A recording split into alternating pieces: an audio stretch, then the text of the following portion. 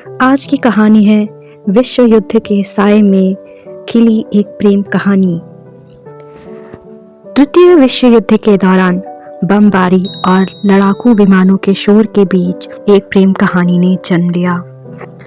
ये कहानी है क्लारा बेनेट की, जो एक युवा नर्स थी और लंदन के एक सैन्य अस्पताल में तैनात थी। उसके दिन घायल सैनिकों की चीखों के बीच बीतते और रातें फटे हुए कपड़े सिलने और उन सैनिकों के लिए चिट्ठियां लिखने में जो अब खुद लिखने के लिए काबिल नहीं थे। युद्ध की भयावहता के बावजूद उसे अपने काम में सुकून और पास के पार्क में शांतिपूर्वक सैर से थोड़ी सी राहत मिल ही जाती थी। एक दिन एक नया मरीज आया, लेफ्टिनेंट जेम्स कार्टर। वह एक अमेरिकी पायलट था जिसका विमान इंग्लिश चैनल के ऊपर गोली लगने के कारण गिर गया था।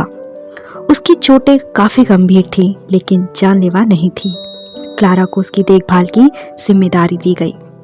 जेम्स ने जैसे ही अपनी आंखें खोली, उसकी मुस्कान और गर्मजोशी युद्ध की भयावहता से बिल्कुल विपरीत थी। क्लारा, जो एक शांत स्वभाव की लड़की थी और दिल से बेहद दयालु थी, उसकी अटूट आशावादिता की ओर खिंचती चली गई। कब जेम्स उसे पसंद आने लगा, उसे खुद भी नहीं पता चला। जेम्स भी क्लारा को मन ही मन में पसंद करने लगा था। हफ्ते महीनों में बदल गए और क्लारा जेम्स के बीच रिश्ता गहरा होता चला गया। उनकी मुलाकात, उनकी बातचीत जो हल्की फुल्की बातों से शुरू हुई थी, अब गहरे विषयों तक पहुंच चुकी थी। वे दोनों युद्ध रहित दुनिया के अपने सपने, अपने परिवार और युद्ध से पहले की जिंदगी के बारे में घंटों बातें करते रहते। जेम्स ने क्लारा का स्केच बनाया और उसे स्केच बनाना सिखाया भी।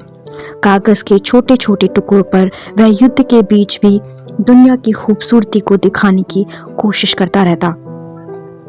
साथ ही क्लारा ने उसे अपनी पसंदीदा कविताएं सुनाई जो उम्मीद और दृढ़ता की बातें करती थी।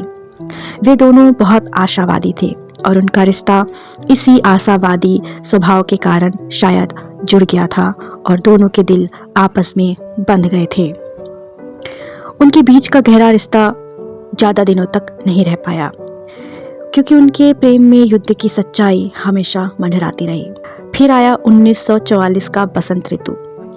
जेम्स को दोबारा ड्यूटी पर बुला लिया गया। क्लारा का दिल टूट गया, लेकिन उसने अपने आंसुओं के बीच उसे विदा किया। दोनों ने एक दूसरे से वादा किया कि युद्ध खत्म होने के बाद भी वे एक दूसरे को ढूंढ ही लेंगे। कई महीनों तक क्लारा ने अपने काम में खुद को डुबो लिया, यह उम्मीद करते हुए कि जेम्स जीवित रहेगा और उससे मिलेगा। उसने जेम्स को कई पत्र लिखे, हालांकि उसे हमेशा डर रहता था कि वे कभी जेम्स को मिल भी पाएंगे या नहीं। 6 जून 1944 जब नॉर्मांडी पर हमले की खबर क्लारा तक पहुंची तो उसने जेम्स के लिए प्रार्थना की। उसे पता था कि जेम्स उन बहादुर सैनिकों में से एक है जो समुद्र तट पर लड़ाई लड़ रहे थे। हफ्तों तक जेम्स की कोई भी खबर नहीं आई। फिर एक शाम जब क्लारा अस्पताल में मरीजों की देखभाल कर रही थी तो उसे एक परिचित की आवाज़ सुनाई दी। क्लारा! उसने पलट कर देखा। जेम्स लड़खड़ाते हुए लेकिन जिंदा दरवाजे पर खड़ा हुआ था। क्लारा की आंखों से आंसू बह निकले और वह दौड़कर जेम्स को गले लगाने पहुंच गई। दोनों ने एक दूसरे को गले लगाया और रोते रहे। कई घंटों तक बस रोते रहे।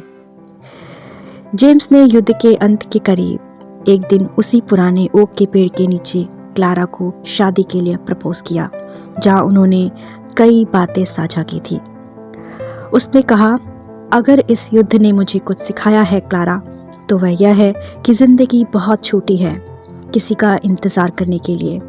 मैं तुमसे बहुत प्यार करता हूँ और तुम्हारे साथ अपनी पूरी ज़िंदगी जीना चाहता हूँ। मैं चाहता हूँ कि मैं तुम्हें हमेशा खुश रखूँ, तुम्हारे साथ रहूँ और हम एक दूसरे से बेइंतहा प्यार करते रहें। क्लारा की आंखों में आंसू थे। उसने हाँ में सिर हिलाया और जेम्स को चूम लिया। उन्होंने एक छोटे से समारोह में शादी कर ली जिसमें उनके करीबी दोस्त, नर्स और सैनिक शामिल हुए। जैसे दुनिया खुद को फिर से बना रही थी, वैसे ही जेम्स और क्लारा भी अपने प्यार को हंसी और उज्जवल भविष्य के वादे से भर रहे थे। सालों बाद क्लारा और जेम्स अपने पोतों पोतियों को ये कहानी सुनाते थे कि कैसे उन्होंने युद्ध के सबसे अंधेरे समय में भी एक दूसरे को पा लिया और शादी कर ली। उनकी कहानी इस बात को याद दिलाती है कि युद्ध के बीच भी प्यार और उम्मीद की ताकत जीत ही जाती है। तो दोस्तों, ये थी आज की कहानी। आपको पसंद आई हो तो इसे लाइक करें और शेयर करें और हमारे चैनल को सब्सक्राइब करें। Thank you.